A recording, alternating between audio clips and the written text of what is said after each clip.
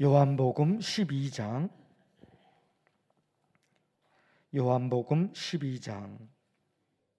1절에서 11절까지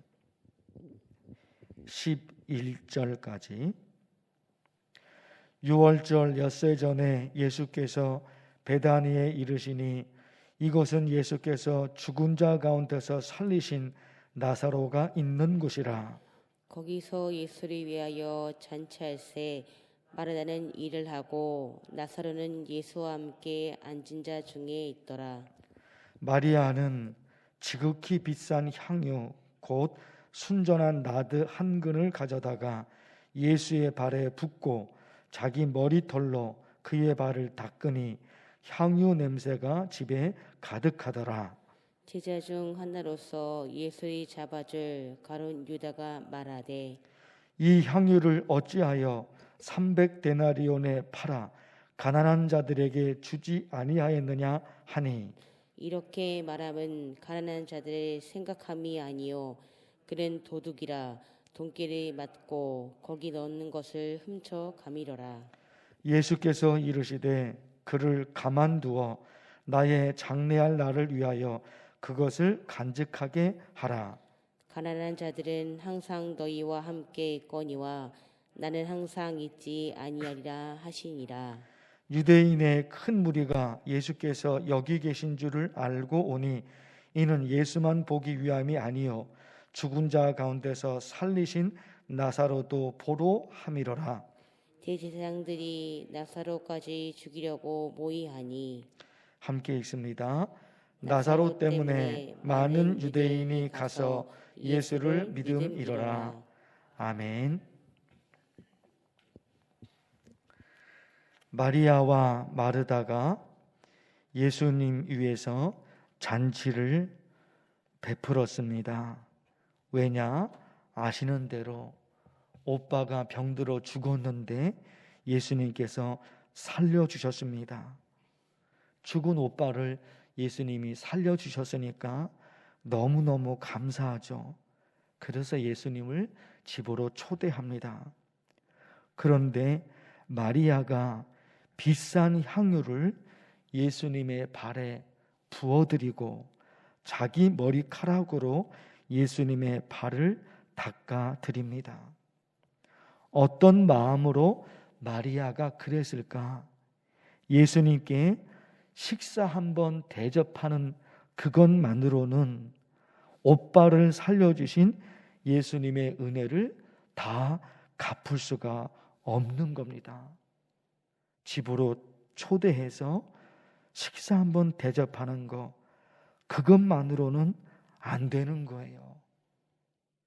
그래서 평생 그 은혜를 갚아야 되는데 자기의 모든 것을 예수님께 드리고 싶었던 겁니다.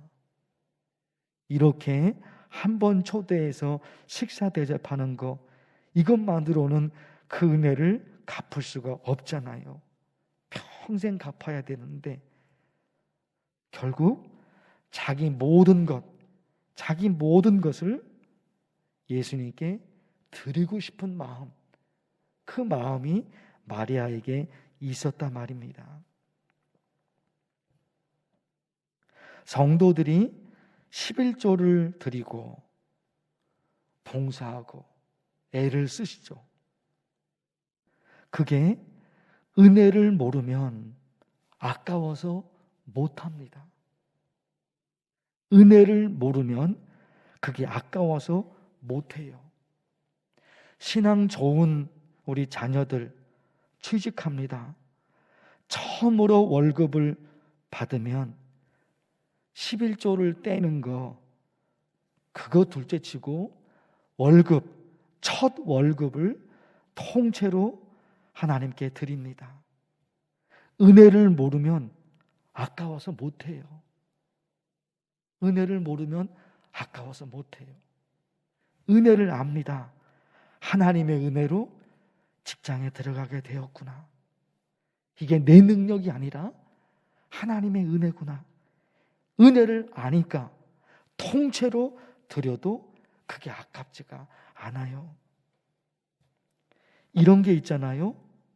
부자라서 뭔가 하나님께 드리고 가난하니까 하나님께 드리지 못하고 이런 게 아니에요. 부자라서 뭔가 하나님께 드리고 가난하니까 드리지 못하고 이게 아니에요. 은혜를 모르면 부자라고 해도 하나님께 드리지 못합니다. 가진 것이 어마어마해도 은혜를 모르면 하나님께 못 드려요. 아무리 가난하다고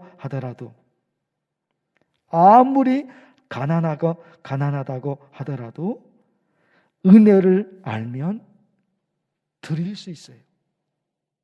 부자다 가난하다 그게 아닌 거예요. 은혜를 아느냐 모르느냐 그런 차이죠.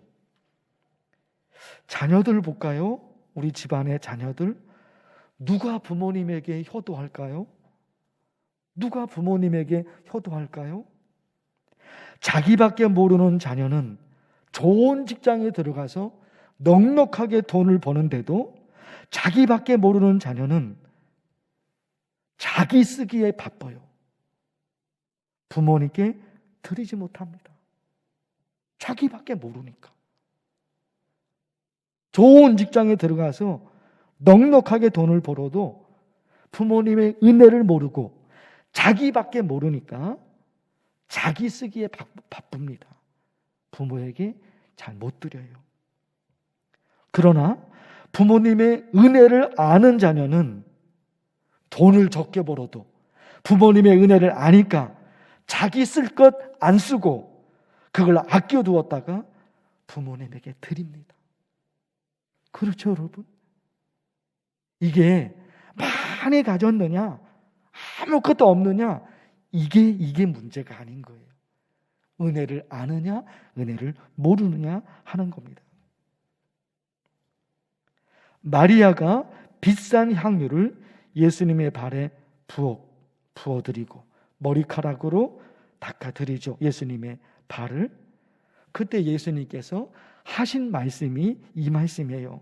7절에 예수께서 이르시되 그를 가만두어 나의 장래할 날을 위하여 그것을 간직하게 하라.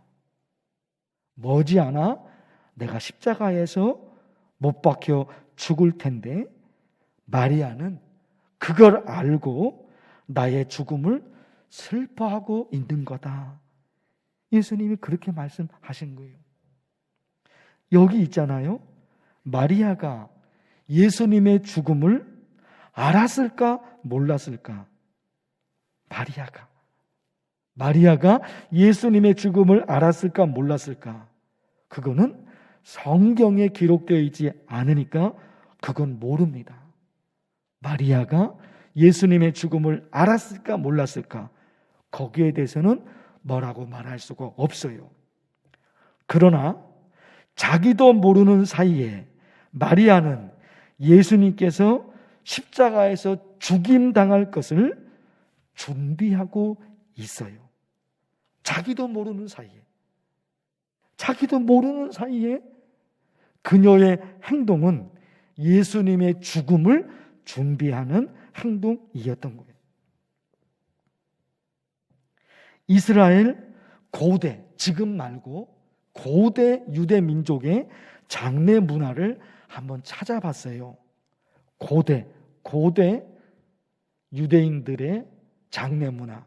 지금은 아니고 고대.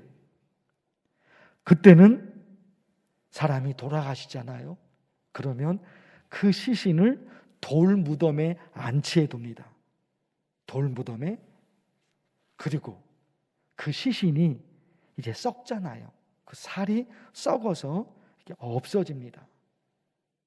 그럼 나중에 뼈만 남게 되는데 그 돌무덤에 들어가서 그 뼈를 다 모아서 유골함에 집어넣습니다.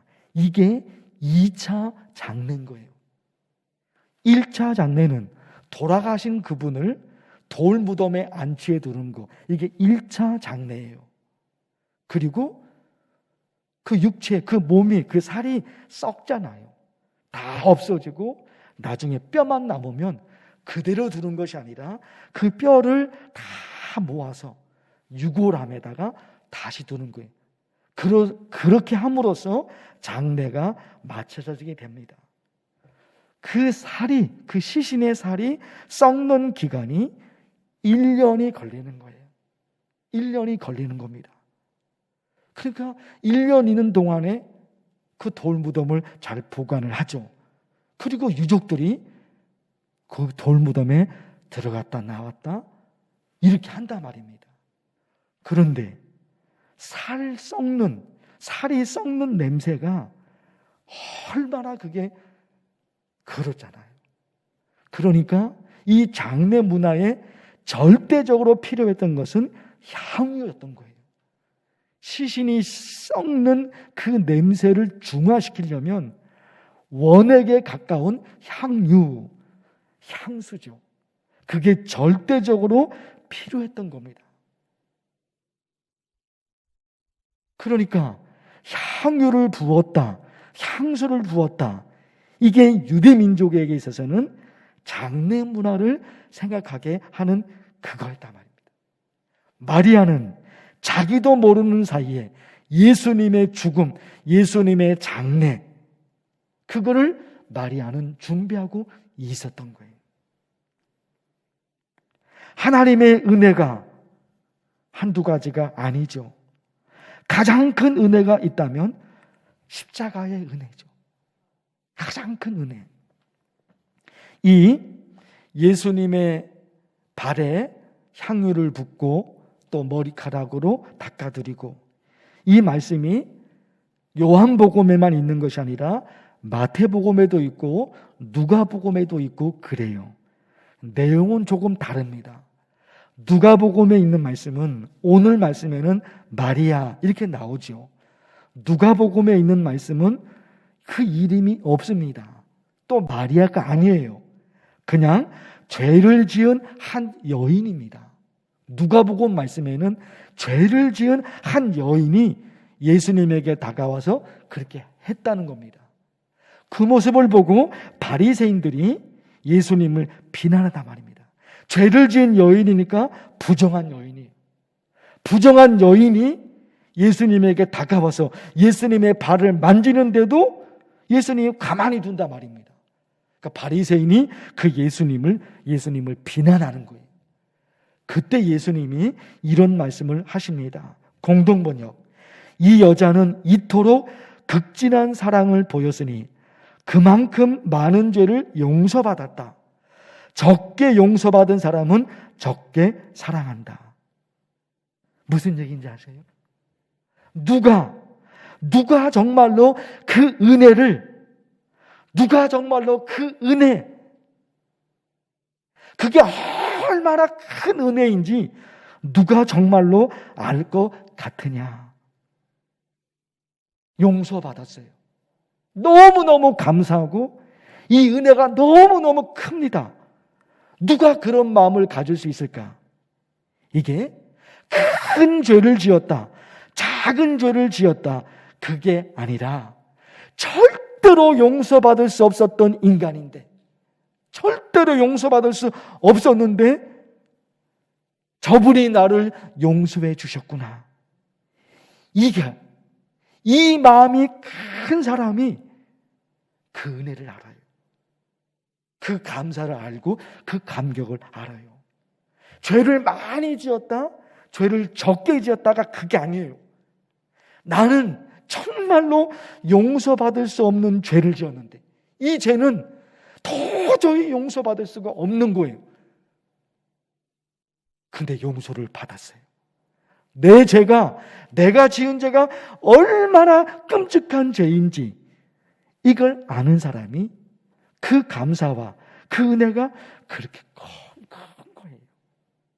이 여인은 자기가 얼마나 끔찍한 죄를 지었는지 자기 죄를 깊이 알았던 거예요.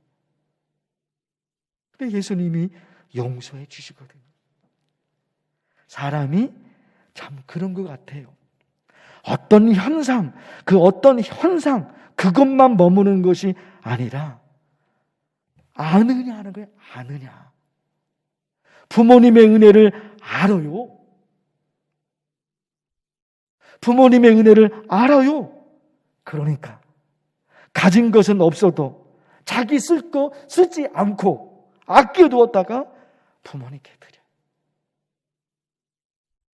그런데 그 부모님의 은혜를 모르면 자기밖에 모르니까 아무리 많이 가지고 있어도 자기 쓰기에 바쁜 거예요.